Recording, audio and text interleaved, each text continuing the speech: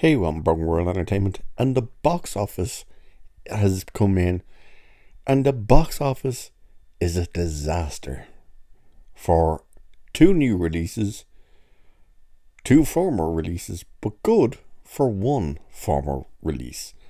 And we're going to have a look at this because it truly is disastrous. And we have to start off with the biggest one, of course, none other than The Flash. A movie that originally was being predicted domestically to bring in between $75 and $85 million. That went down to them thinking 70 to 75 million. And they put the lowest estimate for domestic at 68 million. Well, it came in a hell of a lot worse than that, as domestically it only managed over its weekend to open with $55 million. Wow, that's bad. But it doesn't just end there for how bad things are for this movie, because internationally it only earned 75 for a grand total of a worldwide of 130 million point $1. Ooh. Oh, that is bad. It only earned on the Sunday 14.9 million. That is bad. And they putting in as the money starting from Thursday previews. This movie opened in a lot of places on Wednesday. So that really does not come in good. It doesn't bode well. But there's reasons behind that as well, which I think we'll come back to, because the next new entry this weekend, which is an unmitigated disaster, is none other than Disney Pixar Elemental. This thing managed to only earn 29.5 million domestically. Again, we go to the international box office. It only brought in 15 million for a grand total of $44.5 million. Here's where things get a little worse for Disney with this bunch of numbers for this movie. To start with, it only managed to bring in 7.9 million on Sunday. But somehow, and I don't know how, this movie cost the studio $200 million to make. That's right. Disney spent $200 million on this animated disaster. On its opening weekend, it only earned 44.5 million worldwide. You're looking at a movie that may struggle to even hit 200 million. Not good. Not good at all. How about last week's number one contender? None other than Transformers Rise of the Beasts. Well, it is another disaster. As from its first weekend to its second, it had a gigantic 67% drop. Where it gets worse for this is that number was originally 61 and it's risen to 67. The good news for them is one of their numbers did go down. That was the Friday to Friday, because it was originally an 80% drop from Friday to Friday. And in saying good news, well, is it? Because it dropped to 79%. So if Friday to Friday was a 79% drop. The movie currently domestically only has $100 million. $100 million. To be exact, it's 100 million.6. Wow. Internationally, it's not doing much better because it's only got 174.3 million for a grand total in 2 weeks of $274.9 million. Wow.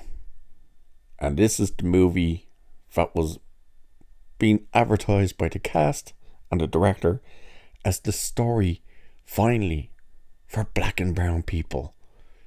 It really isn't when you see the movie. It's just a garbage movie. And if you're black or brown, you should be offended by those remarks when you see the movie, seen as, spoiler, the lead, when he can't get a job as the head of security because he's unreliable, immediately, the same day, turns to a life of crime. Wow. And then we get to the next big disaster. This thing is, pardon the pun, dead in the water. That is, of course, The Little Mermaid.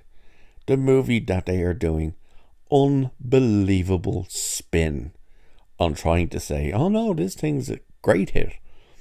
This is a movie that has to hit at least 700 million to break even. And currently, after 4 weeks in cinemas, worldwide is sitting at $465.9 million. Domestically, 253.5 million. Internationally, 212.4 million.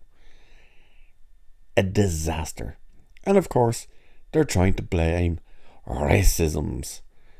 Oh, it's failing because racisms. Oh, China and South Korea didn't accept it because racisms.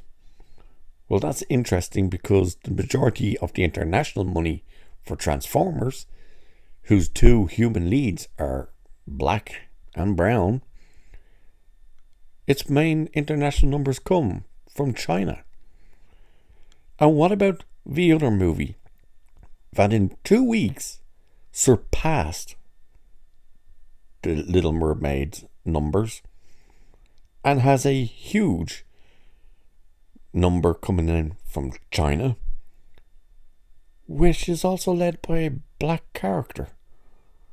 That movie is the only movie that's actually doing very well at the box office, and it is, of course, Spider-Man Across the Spider-Verse. Yes, this movie, which only cost I think it only cost around 100 million.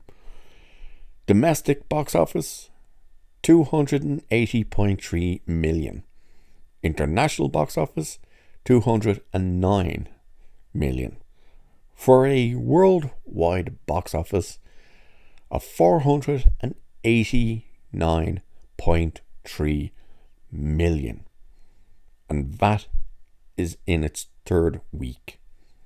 I think I said 2. It's its 3rd week. Its first weekend, it only had a 54% drop. This week, it only had a 50% drop.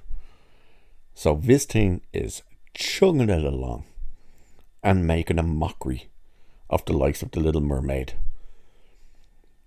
But once again, let's go back to the big one, The Flash. Why is this thing doing so badly? How has this crashed and burned spectacularly? Oh, by the way, the one thing I think I forgot to mention about Elemental is it's the biggest box office failure and the lowest number that it's earned in an opening weekend in the history of Pixar.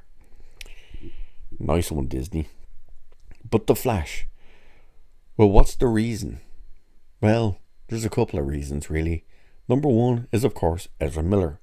Clearly, people are not going to forgive him or reward him with success, and why should they? With all of his crap. Second of all, James Gunn has basically told us that these movies are pointless. So what is the point in seeing this movie? There is none. And even when you see the movie and you see the ending, you realise, oh, they are just going to do a hard reset. This thing's not going to go anywhere. It's ridiculous.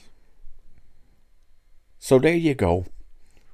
Absolutely insane, disastrous box office across the board. The only thing doing well out of the last few releases is Spider-Man Across the Spider-Verse. And The Flash, this thing needs to make at least 800 million to break even with the amount of reshoots and everything they did. They got to the point where they were told you're just getting no more money. This thing looks like it will struggle to even make it to 400. Yeah, not good. Not good at all. And now DC's just gone ahead and hired Andy Muschietti to direct James Gunn's Batman Brave and the Bold. It'll be interesting to see if he sticks around for that. Interesting times. Anyway, with that, I'll leave it there for this one. So cheers, and I'll catch you in the next one.